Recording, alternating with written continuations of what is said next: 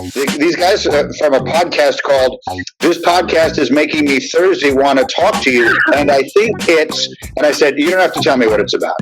I said, if it's called "This Podcast Is Making Me Thirsty," you definitely don't need to tell me what it's about, and I'm going on. This is what I want to do. It's a Seinfeld podcast. It's called "This Podcast Is Making Me Thirsty." But I thought, this is what a podcast should be. I just did the Seinfeld guys pod the other day. It came up. These pretzels are making me thirsty. That one. Shout out. We've done it. I've done it. Have you did it? I've not gotten a chance to do it yet. I'm looking forward to it. It's so fun. They're so fun. When I don't know, it must have shown up in my feed, but I see these guys tweeting about Seinfeld. I'm like, oh, what's this? And I find it's a podcast called "This Podcast Is Making Me Thirsty." One of the most popular Seinfeld podcasts is "This Podcast Is Making Me Thirsty," co-hosted by Chris O'Hara and Tony Shuler.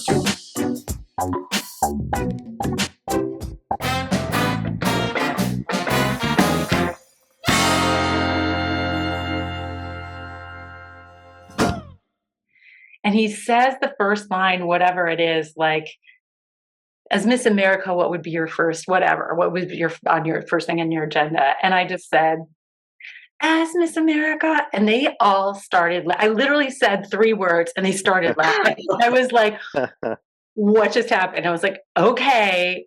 And my theater person was like, great, a live audience. I know what to do. This is great. And it was literally everything that it was not even right. It wasn't even that funny. I think there was a bit of desperation for them. They just were trying to find something. And I walked in and it happened to be that something. The accent of helplessness. I still use it, especially when I have my beard. If I go into a store and somebody is hassling me, I'll say, I'm sorry, English not so good for me. I'm helpless. And so I was using that. I was using that with Jerry, and he seemed to be delighted. I'm not even sure he was looking for an accent. But again, they were really focused on the funny. They were just focused on the funny and, the bits. It's funny you should mention that because actually I improvised that line. And Sandy Ban was a little bossy as a husband. And he took me, he's like, you can't say that. It's not in the script. I said, yeah, but it fits. And Larry liked it. Everything there went by Larry. He was the decider. And he came over. He said, I like that. Keep it in. He was always trying, little different lines and tweaks here and there. And he called me aside. He says, yeah, he said, I hear you played that French guy on Cheers. He said, okay, where, so the original line where Joel says, Elaine says, Remy. And then Joel says, Remy, Rifkin.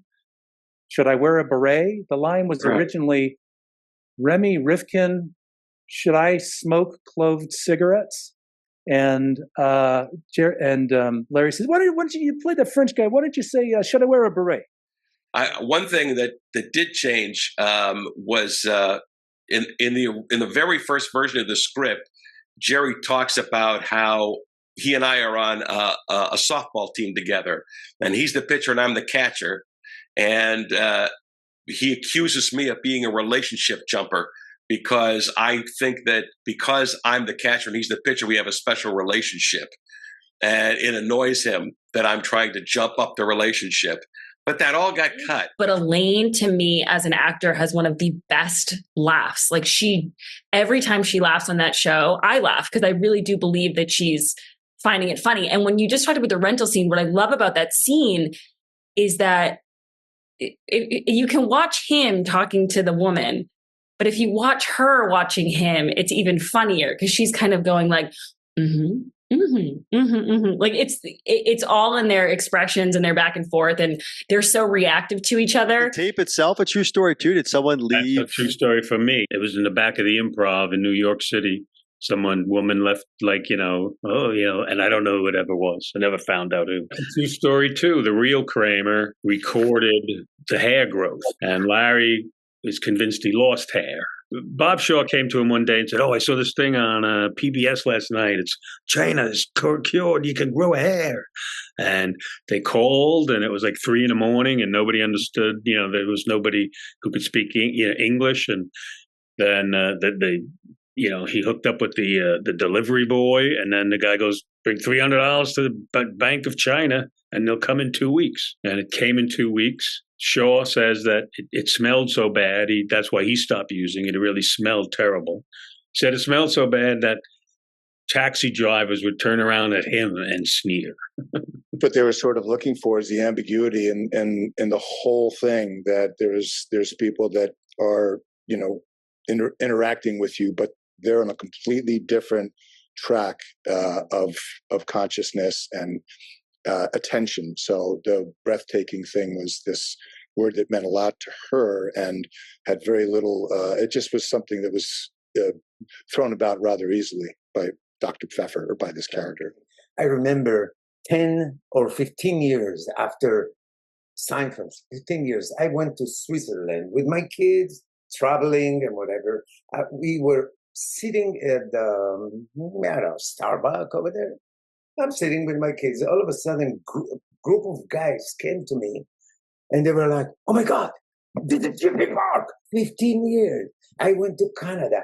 Wherever I went, it's unbelievable. They recognize you after 15, 20 years traveling around the world. So you understand, this show is the biggest show ever."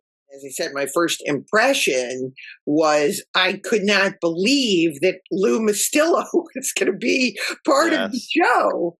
So that relaxed me tremendously, because what are the odds, that someone you knew from acting school was going to be on the show? And he had a bigger part than me. So I was I just thought, there's nothing to lose. He's got the heavy lifting. I already have a career as a movie actress. This is really a lark for me. I'm like James Spader, just coming in and doing something funny. So I was very relaxed, obviously, / excited. But I guess, the pie is around this tiny little look that I believe a PA did in front of Larry, David, and Jerry. She wouldn't eat some, and she did this look, and they thought it was so funny that they wrote a whole episode around it. So they brought me in, and their one conundrum was that because I was playing a different part, they had to figure out how to make me not look like Eva. So we were trying on wigs. We were doing all this. So they finally decided they were just going to put a dark, spray temporary color in my hair. An interesting thing happened when I went back to do the pilot. They told me the Bubble Boy Association of America was furious about the character of the Bubble Boy. They said that the show had set back Bubble Boys for, this was not the image they wanted to present of Bubble Boys. And they were very, very upset. And I remember saying, "Oh, come on, you're kidding, aren't you?" And they go, "No, really, they're very upset." I can't believe this. I just couldn't believe it when I read it. When they cut back to us, he was handcuffed to the bed wearing a baby bonnet and a diaper, and I was taking Polaroid pictures of him. And he's like, "You're not going to use those against me, are you?" And then I said, "Well, it depends," or something, that's up to you.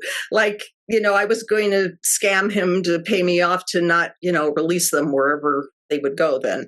So I guess. So anyway, that would have been too complicated. What we ended up with was just perfect, I think.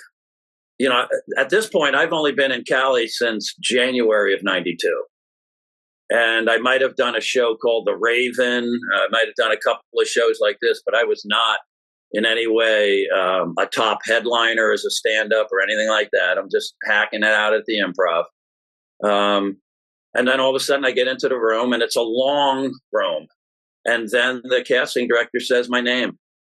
And then the person behind the New York Times drops his paper, and he goes, "Marty Rackham, here he is. Look at him. Look at him. Go ahead, kid. Do what you do. Watch this guy work.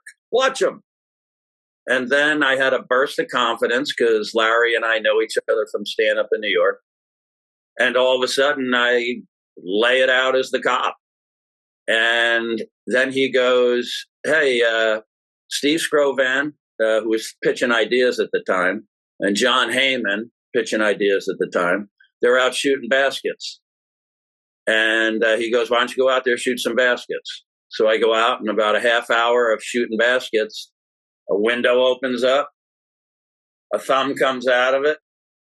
Rack, a nickname. See you Monday. It was not easy. We had to work to make sure that the timing would work out perfectly. We had to work on that more than anything else, I believe, on the episode. Because physically, doing that kind of stuff, you have to be careful too. At the same time, you have to be fun. And make sure that the timing is right. Make sure he's safe when I hit him in the face. So I was so scared to hurt Jason, and that I didn't really want to do it. I didn't want to do anything because Marley, just trust the process. This is a credit to their sensibility, is that character could very well have been played ditzy. Very like, I'm not Chang, like, what's the big deal? Confucius, and just not altogether grounded. And it would have played fine. And the joke may have been more on Donna Chang, but they didn't go that way, which is a tribute to them. It was so much fun. I couldn't wait to get to work, and that I've never felt like that doing a sitcom. And I've done some sitcoms. My son, my younger son at the time, when he heard Seinfeld, he thought, "Oh, great, Dad's going to do Seinfeld." And it was just a great ride for me to do it with Jason. All of my stuff is with Jason and my family in the show. But what a crazy idea. What a crazy idea. Jerry talked him into going. He said, "You don't have to read the book. Get out of here. Just get to write the movie." Very seldom did we have these group discussions. It was usually Larry, coming into our room. He's got an idea. He wants us to maybe elaborate on it. And then he goes back and writes it up. It's not like we all worked it out together. But this, we were kind of discussing what some of the possibilities were. And they were talking about how, this psychiatrist had this hold on Elaine because he knew all her secrets. And I said, "Oh, yeah, so he's like a Svengali." And Larry goes, "Svengali? Did you say Svengali?" And I said, "I don't know. Did I say, is that what I said, Svengali?" And somebody said, "Svengali." And I didn't think anything of it until the table read, when there's a little sequence in the show where Elaine is saying, "He's got this hold on me. He's like a Svengali." And Jerry goes, "Svengali?" And she goes, "Did I say Svengali?" And he goes to George, and George goes, "Svengali!" What did that mean? Was it just coffee? What were you inviting him up to your apartment for? I wanted to fuck him. No, I didn't really want to fuck him. It was the line. I don't know. Oh, man. I have to say, the thing that I walked away with is that all of them were funny every moment. Like, let's do it again. Let's do it again. Let's do it again. And especially Julia, she could laugh as if it was really happening. I'd never seen anybody do it like that. I'd never seen somebody who was so authentic in a made up situation. And she did it over and over and over again. And I'll tell you this honestly. I believe, I don't know for sure, but I think it was Larry David because that he asked for me, because they had to fill the spot. It was the day before or 2 days before it started shooting, or the weekend, like Friday, and it was shooting Monday, meaning starting rehearsal on Monday to shoot the next Friday. And I was making like chicken parm at a friend's house that I was staying in. I was just in LA by chance for someone's wedding. Literally, I was in New York. I was living in New York. So there I am making chicken parm, get the phone call, and I go and do the audition, and I walk in the room, and Larry David goes, "Tracy Corliss!" And I knew it was done at that moment. I don't remember reading, let's put it that way. It was just like he wanted to see me, and just say, you got it. Come in on Monday and it's done. From a one-off character, which actually I went as for Halloween this year, super underrated talent, from my opinion, is Evie the cleaning lady from the Red Dots. And everybody talks about the episode and talks about George because, that's one of the funniest lines. And I think it's Jason Alexander's favorite line of the show. And he was that wrong. Her monologue about Kashmir was like, it should have won awards. Like, that was just so funny. And it's another thing that I do all the time. If my husband comes out wearing a cashmere, sweater, I'll say, "Oh, Georgie Porgy," something like that. And then, that whole, like, they call it cashmere.